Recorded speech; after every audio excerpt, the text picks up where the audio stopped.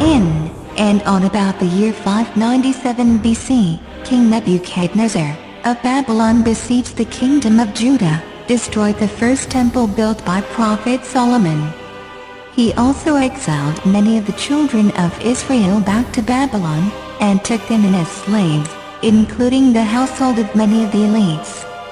Babylonian records, called the Jehoiachin's Rations tablets, written in cuneiform and dating to 592 BC, mention some of the children of Israel elites as being recipients of food ration in Babylon.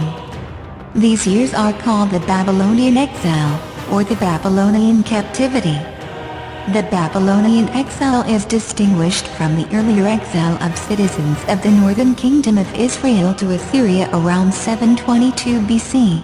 The exile in Babylon, which directly affected mainly those of the upper class of society, occurred in three ways from 597 to 581 BC, as a result of the children of Israel, rebellions against Babylonian rule. Many of the exiles' elite, finding themselves in comfortable circumstances, assimilated into Babylonian society in ways that concerned the pious among them.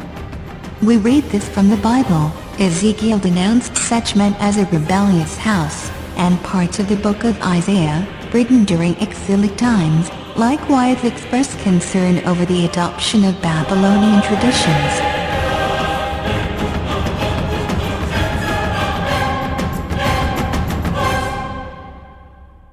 So what were these traditions that were learned by the children of Israel? يعلمون الناس السحر وما أنزل على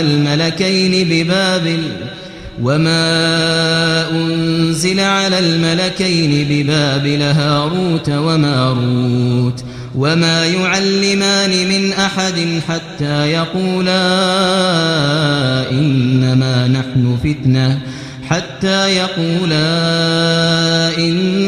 نحن فتنة فلا تكفر.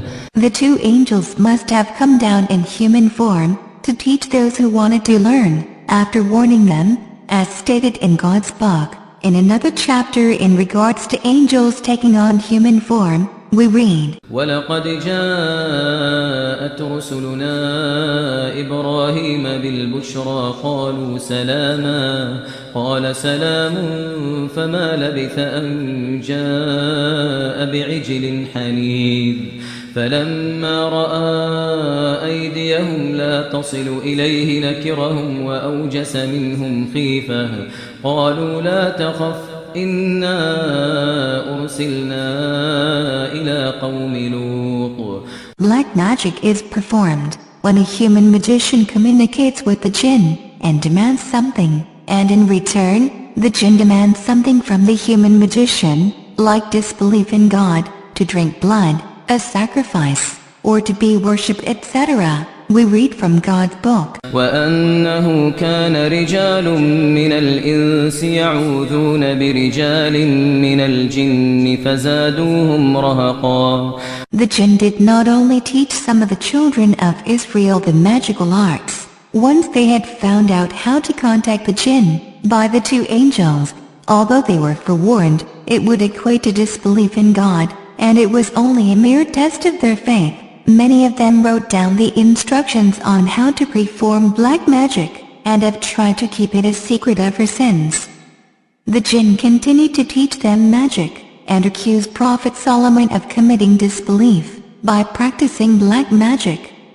This is the reason why black magic practiced by many occultists today, is associated with Prophet Solomon, due to these accusations by the jinn, which were then adopted and transmitted by the Jews and other occultists, to this very day. So why did the jinn accuse Prophet Solomon of practicing magic?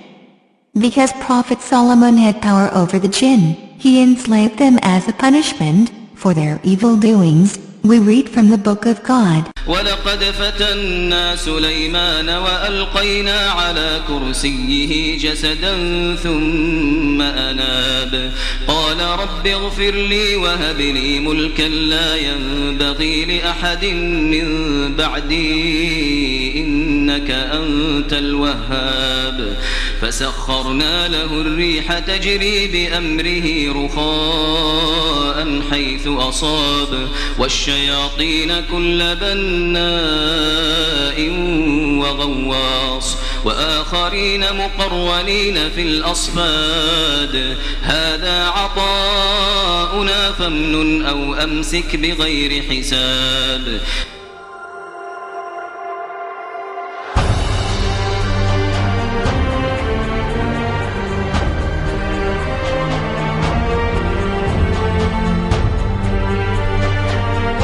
These be the 72 mighty kings and princes which King Solomon commanded into a vessel of brass, together with their legions. And it is to be noted that Solomon did this because of their pride. And when he had thus bound them up and sealed the vessel, he, by divine power, did hurl them into the depths of the lake in Babylon.